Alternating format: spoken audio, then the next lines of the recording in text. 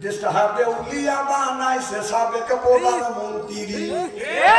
সোনার দেশটা শোষণ করলো দুইটা পুইটা খাইয়া রে প্রধানমন্ত্রী বলে কোথায় রইলেন কামরুল ইসলাম কোথায় কাদের কাকা কই গেল সে ওই মহিলার সেটাং কথা কোথায় রইলেন কামরুল ইসলাম কোথায় কাদের কাকা কই গেল সে ওই মহিলার সেটাং কথা বলের মানুষকে ভাষাইয়া বেলের মানুষকে ইতিম করিয়া দিল্লি করিয়া ভাষা রে প্রধানমন্ত্রী ইতিম করে জানি ভাই একবার ইতিম বলা দিয়ে গেছে আর তুই এমন কাম করলি তোর মধ্যে ইতিম বলা দিয়ে চলে গেলি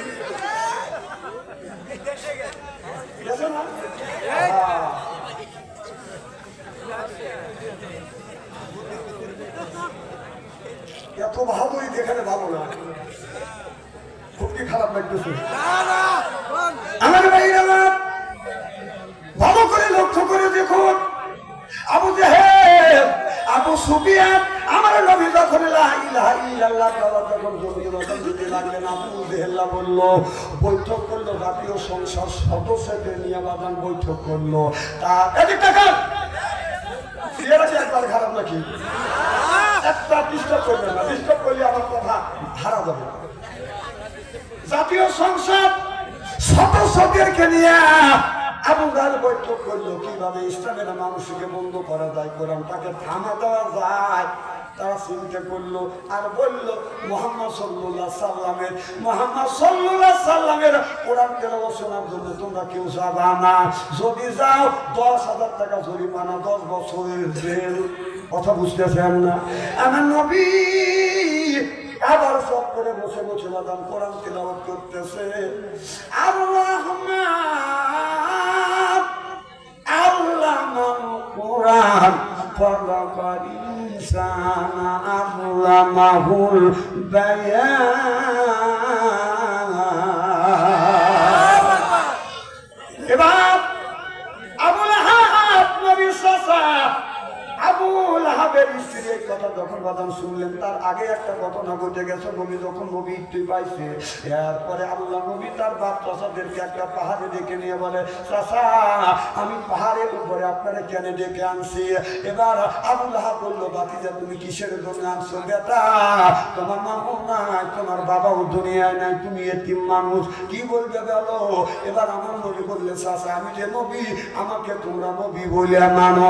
সেই কথাটা বলছে আর এই কথাটা তখন বলছে নবীর চাচা আপন চাচা আবু লাহাব একটা পাথর তুলে আমার নবীর দিকে ছুঁড়ে মারছে কাব্বা লাগাইয়া মুহাম্মদ তুমি ধ্বংস হয়ে যাও যখন পাথর ছুঁড়ে মারলো আল্লাহ সূরা লাহাব তৈরি সূরা লাহাব আল্লাহ আয়াত নাযিল করলেন কাব্বা দিয়া দা আবি লাহাবে ওয়া তাবমা আল্লাহ বললেন আবু জেহেল এ আবু লাহাব তুমি আমার বন্ধুর উপরে যখন এই পাথরটা ছুঁড়ে মারছো সর্বপ্রথম আমি আল্লাহ তোমার হাত দুইখানে ধ্বংস করবো আর হাদিস শরীফের মধ্যে আছে আল্লাহ বলছে যে হাত দিয়ে পাথর ছুঁড়ে মারছে সেই হাতটাকে ধ্বংস করবো কেন আল্লাহ দুইটা হাত ধ্বংস করতে চাইলো সর্বপ্রথম দুইটা হাতটাকে আমি ধ্বংস করবো এর মানে হলো ডান হাতে পাথর তুলে যখন ছুঁড়ে মারছে বাম হাতে এরকম নড়াচড়া করে শক্তি সঞ্চালন করছে সুবহানাল্লাহ বললেন না যদি এই হাতটা দোষী আল্লাহ বললেন সর্বপ্রথম ডান হাত ধ্বংস করবো না বাম হাতও ধ্বংস করবো দুইটা হাত আমি আল্লাহ ধ্বংস করে দিব সিল্লে এখন মারহাবা তারপরে তোমার পুরো বডিটাকে এমন গন্ধ বের করে দিব পোকা করা দিব তোমার আপন ভাই বিরাদা এমনকি তোমার বউ উম্মে জামিলও তোমাকে দেখতে পারবে না